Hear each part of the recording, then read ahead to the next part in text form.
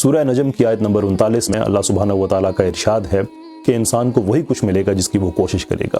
صرف یہی ایک آیت ہم مسلمانوں کی غلط فہمی دور کر دینے کے لیے کافی ہے۔ سم ہاؤ ہم نے یہ سمجھ لیا ہے کہ ہم باقی قوموں سے برتر ہیں اس لیے کہ ہم مسلمان ہیں۔ یہ افسوسناک پیغام اپنے آدھے مطلب کے ساتھ ہمیں ہماری مسجدوں نے اور ہمارے مدرسوں نے دیا۔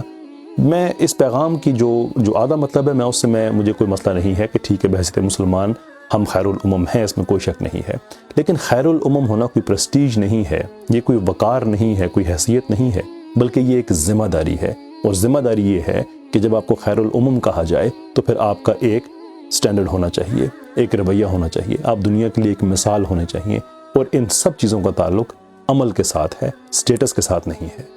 اللہ کی ذات نے کوئی تقسیم نہیں کی کہ آپ مسلمان ہیں، آپ غیر مسلم ہیں، بس آپ کو وہی کچھ ملے گا جس کی آپ نے کوشش کی ہے۔ اگر ہم سائنس نہیں پڑھیں گے، اگر ہم میتھس نہیں پڑھیں گے، اگر ہم سائیکالوجی، فلسفی ان سب چیزوں کو چھوڑ دیں گے اور باقی لوگ ان چیزوں کو پڑھنا شروع کر دیں گے تو یہ ایک نیچرل قانون ہے رب کے ہاں کہ وہ لوگ ہم سے ترقی کریں گے زیادہ، اور ہم پھر اب بیٹھ کے اپنے آپ کو برا کہیں گے، اپنے آپ کو کوسیں گے، اور ان لوگوں کو جو ہم پہ تنقید کرتے ہیں ان کو برا کہیں گے۔ میں خود بڑا بحیثیت مسلمان مجھے اپنے مذہب پہ بڑا فخر ہے، اپنے عقیدے پہ بڑا فخر ہے، اور وہ ملحد لوگ جو ہمیں بار بار تانے دیتے ہیں، میری ایک کھلی جنگ ہے ان کے ساتھ علمی اور ادبی میدان میں، لیکن میں انہیں بلیم نہیں کر سکتا۔ جب میں خود نہ پڑھوں، جب میں خود اس چیز کو سمجھ لوں کہ چونکہ میں مسلمان ہوں باقی دنیا مجھ سے کم تر ہے، تو پھر میں ان پہ الزام نہیں لگا سکتا، پھر مجھے سوچنا ہوگا۔ اور یہ جو محنت ہے، دنیا کے ساتھ انگیج کرنا ہے، ہمت ہے، یہ تو ہمارے ریلیجس ڈی این اے کا حصہ ہے۔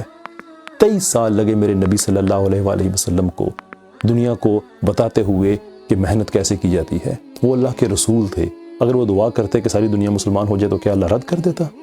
لیکن انہوں نے کر کے بتایا کہ جنگ کرنی پڑے گی، جنگ کریں گے، معاہدہ کرنا پڑے گا، معاہدہ کریں گے، ہجرت کرنی پڑے گی، ہجرت کریں گے۔ ہر وہ چیز جو اس زمانے میں موجود تھی انہوں نے وہ کی، اس لیے کہ آنے والا مسلمان کل یہ نہ کہے کہ وہ نبی پاک صلی اللہ علیہ وسلم تو نبی تھے، وہ ان کے لیے آسان تھا، ہمارے لیے تو آسان نہیں ہے۔ ان کے لیے آسان تھا لیکن انہوں نے اس آسانی کو چنا نہیں۔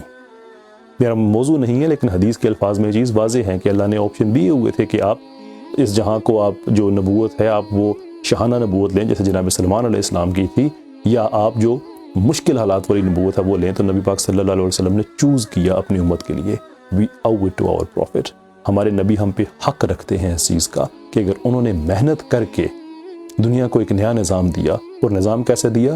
23 سال میں، نہ ہم سے پہلے کبھی ایسا ہوا نہ ہم سے بعد ہوا کہ صرف 23 سال کی عرصے میں ایک سیولائزیشن کھڑی ہو گئی محنت کی وجہ سے۔ علامہ اقبال کا جو جواب شکوہ ہے اگر آپ اسے دیکھیں تو لگتا ہے کہ وہ اسی آیت کی تشریح میں لکھا گیا ہے۔ ہم ذہنی طور پہ اس وقت تقسیم ہو گئے ہیں، ہمیں یہی بتایا جاتا ہے کہ ہمارا ماضی بڑا تابناک تھا، ایبسلوٹلی بالکل تھا، مجھے اس میں کوئی شک نہیں ہے، لیکن ہم ماضی میں نہیں رہ رہے، ہم حال میں رہ رہے ہیں۔ جواب شکوہ میں یہی تو تھا کہ وہ جو لوگ جن کی ہم مثالیں دیتے ہیں وہ لوگ ہم سے یا باقی دنیا سے بہتر اس لیے نہیں کہ وہ صرف مسلمان تھے، اس لیے کہ انہوں نے دنیا کے ساتھ انگیج کیا تھا۔ خلیفۃ الارض جب کہا جاتا ہے تو اس کا مطلب یہ نہیں ہے کہ آپ یہاں پہ آئیں، آپ نماز پڑھیں اور آپ چلے جائیں۔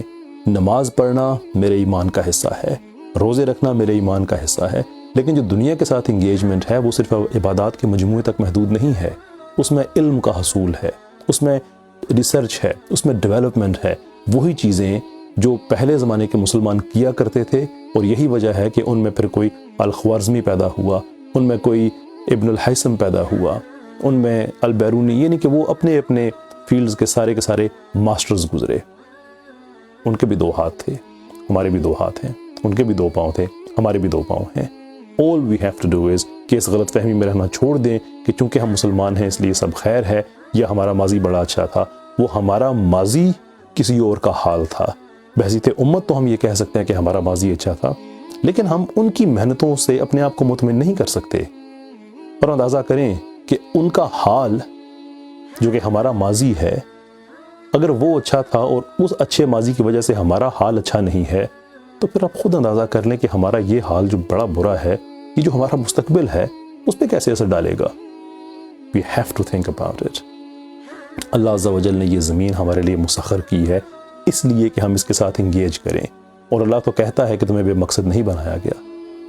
پرابلم یہ ہے کہ ہم نماز روزہ ان چیزوں سے آگے نکل نہیں سکتے.